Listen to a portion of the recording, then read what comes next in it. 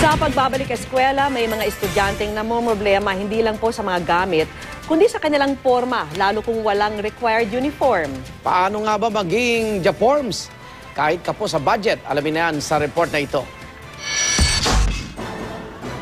Kapos ba ang budget nyo para sa mga damit ngayong pasukan? Walang problema yan dahil pwedeng magbukang bago ang inyong outfit kahit pa ulit-ulit. Diskartehan lang daw ng layering.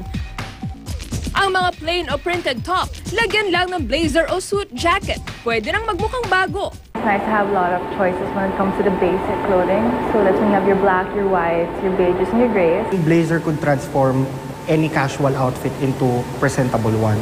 So any color, probably, but most especially dark. At kahit iisang pantalon lang ang suotin sa buong linggo, pwede naman daw itong ipares kahit sa anumang damit gaya ng polo, t-shirt o cardigan. At dahil kasabay ng tag-ulan ang pasukan, huwag ding kalimutang magbaon ng scarf o bandana at tsinelas. You can put on scarves para maging fashionable pa yung suot mo. Mahalaga rin daw na pumili ng tamang school bag. Dapat akma ang laki at bigat ng bag sa tangkad ng estudyante. At kung magsusuot ng backpack, dapat lapat ito sa likod at nakastrap ng mabuti. A lot of scoliosis or people with scoliosis actually develop it with heavier bags on one side of the shoulder.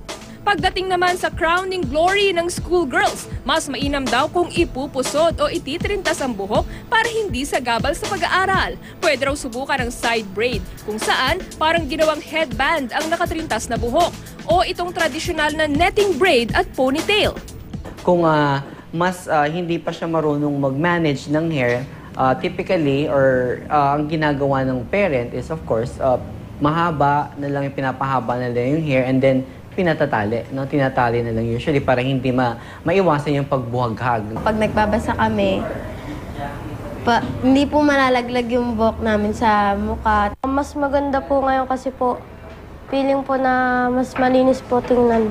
At para hindi magkakuto sa eskwela, iwasan daw maglaro at magbilad sa araw ng basa ang buhok. We all know na ang ating ulo yung chimney ng ating katawan, no? So lahat siya nag-accumulate while resulting to dandruff. Ano man ang maisip na forma sa pasukan, lagi raw tiyakin kung dito ka mas komportable. Tresha Zafra, GMA News.